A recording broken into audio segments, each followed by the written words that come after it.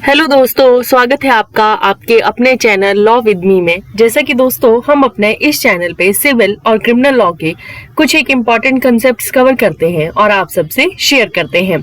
तो जो भी विद्यार्थी जुडिशियल सर्विसेज के लिए प्रिपेयर कर रहे हैं या क्लैट के विद्यार्थी या लॉ के स्टूडेंट्स जो अपने एग्जाम के लिए प्रिपेयर कर रहे हैं, उनके लिए हमारा ये चैनल बहुत ही हेल्पफुल रहेगा।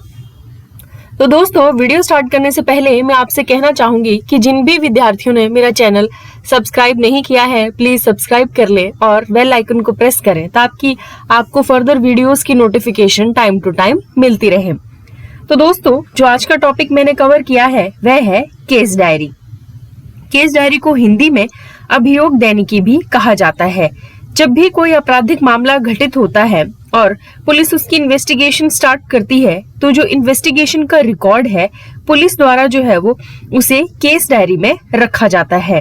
केस डायरी के लिए दोस्तों आप section 172 of criminal procedure code को अपने अपने बेरेक्स में टिक करेंगे। केस डायरी में पुलिस ऑफिसर जो है वो एक डिटेल मेंशन करता है कि कब इन्वेस्टिगेशन स्टार्ट हुआ और किन किन लोगों को उसने एग्जामिन किया और कब इन्वेस्टिगेशन जो है वो एंड हुआ। जैसे कि मैंने आपको बताया कि केस डायरी के प्रोविजन जो है वो सेक्शन 172 में जो है वो डिफाइन किए गए हैं। इसके साथ साथ जो केस डायरी का प्रोविजन को सीआरपीसी में इंक्लूड करने का एक रीजन ये भी था कि ये सुनिश्चित किया जा सके कि क्या वाकई में जो इन्वेस्टिगेशन ऑफिसर चैप्टर 12 के तहत इन्वेस्टिगेशन कर रहे हैं, क्या वो प्रॉपर इन्वेस्टिगेशन कर रहे हैं, क्या वो एक प्रॉपर रिकॉर्ड को मेंटेन कर रहे हैं या नहीं। तो इस प्रोविजन को सीआरपीसी में डालने का एक उद्देश्य ये भी था कि जो पुलिस ऑफिसर पे जो है वो एक प्रॉपर चेक जो है वो बना रहे। केस डायरी एक बहुत ही इंपॉर्टेंट रोल क्रिमिनल केसेस में अदा करती है। क्रिमिनल केसेस में कोर्ट जो है वो ट्रायल और इंक्वायरी के टाइम जो है वो केस डायरी को पुलिस ऑफिसर से मांग सकती है। लेकिन यहाँ आप एक बात ध्यान रखेंगे कि केस डायरी को कभी भी एज ए एविडेंस जो है वो कंसीडर नहीं किया जाता। केस डायरी पे किसी भी व्यक्ति को जो है वो कन्विक्ट नहीं किया जाता। अब दोस्तों, मैं आपको बताना चाहूंगी कि केस डायरी का जो प्रोविजन है सेक्शन 172 क्लॉज 3 के अंतर्गत जो है वो केस डायरी की को जो है वो डिस्क्राइब किया गया है। इसकी क्या नीड है और इसका क्या उपयोग है, इसकी एक प्रॉपर जो व्याख्या है वो सेक्शन 172 क्लॉज 3 के अंतर्गत की गई है। दोस्तों, अगर आप सेक्शन 172 की क्लॉज 1 देखें तो उसमें लिखा गया है कि प्रत्येक पुलिस ऑफिसर जो है वो इन्वेस्टिगेशन की एक डिटेल लिखेगा और दूसरी क्लॉज में लिखा गया है कि क्रिमिनल कोर्ट उनके पास जो ये डायरियां हैं उनको मांगने की शक्ति रखता है। जब भी किसी मैटर की सुनवाई चली हो तो उस मैटर से संबंधित केस डायरी को क्रिमिनल कोर्ट ट्रायल या इंक्वायरी के दौरान जो है वो मांग सकता है। थर्ड क्लॉज में आप देखोगे साथियों, उसमें लिखा है कि ना तो एक्यूज्ड ना ही एक्यूज्ड का एजेंट केस डायरी को मांग सकता है।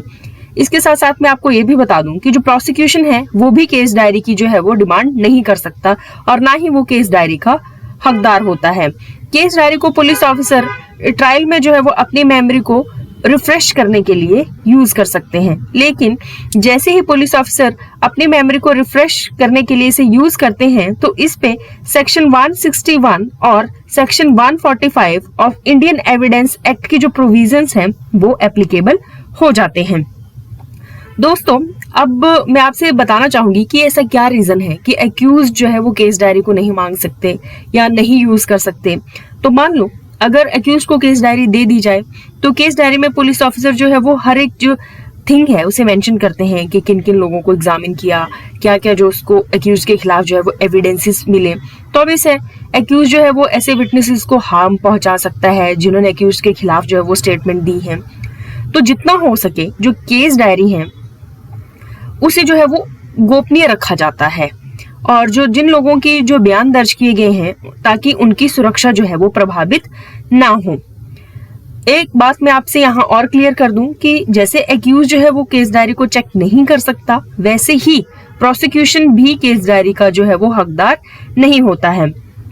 लेकिन यहाँ पे है जो अक्यूज्ड पर्सन के राइट है उनको सुरक्षा प्रदान करने के लिए जो है वो एक प्रॉपर कवच भी दिया गया है। कैसे?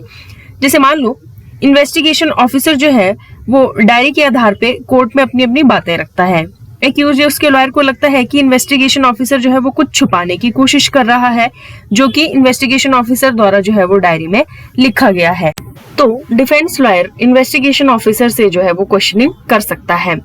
इसके बावजूद भी यदि एक्यूज या उसके लॉयर को लगता है कि इन्वेस्टिगेशन ऑफिसर की जो बात है उसमें कोई संदेह है, तो वो अदालत से डायरी को देखने के लिए और फैक्ट्स को सत्यापित करने के लिए अनुरोध कर सकता है। इसके अलावा दोस्तों, जैसे कि मैंने आपको बताया कि ट्रायल में पुलिस ऑफिसर जो है वो केस डायरी को यूज कर सकते हैं अपनी मेमोरी को रिफ्रेश करने के लिए। जैसे ही पुलिस ऑफिसर द्वारा अपनी मेमोरी को रिफ्रेश करने के लिए इसे यूज किया जाता है, तब एक्यूज्ड या जो डिफेंस लॉयर है वो उस समय जो है वो डायरी को देख सकते हैं। जैसे कि इन्वेस्टिगेशन के दौरान पुलिस ऑफिसर से केस डायरी के साथ ईमानदारी बरतने की उम्मीद की जाती है, वहीं ट्रायल के दौरान जो है वो कोर्ट ये देखेगा कि जो केस डायरी है और प्रोसिक्यूशन का जो मैटर है उसमें किस आधार पे जो है वो मूल्यांकन किया जा सकता है। केस डायरी दोस्तों एक गोपनीय दस्तावेज है जिससे इन्वेस्टिगेशन ऑफिसर में द्वारा सब कुछ मेंशन किया जाता है कि किस किस गवाह को उसने इन्वेस्टिगेशन के दौरान जो है वो एग्जामिन किया, उसका जो क्या निष्कर्ष निकला, वो सब जो है वो उसके द्वारा केस डायरी में मेंशन किया जाता है। केस डायरी में हर एक पुलिस ऑफिसर जो है वो मेंशन करेगा कि कब इन्वेस्टिगेशन स्टार्ट हुई और कब इन्वेस्टिगेशन को एंड किया गया। और अगर मैं आपको इसकी एविडेंशियरी वैल्यू बताना चाहूँ केस डायरी की, तो इसकी जो एविडेंशियरी वैल्यू है वो 0 है। केस डायरी को कभी भी एज ए एविडेंस यूज नहीं किया जाता।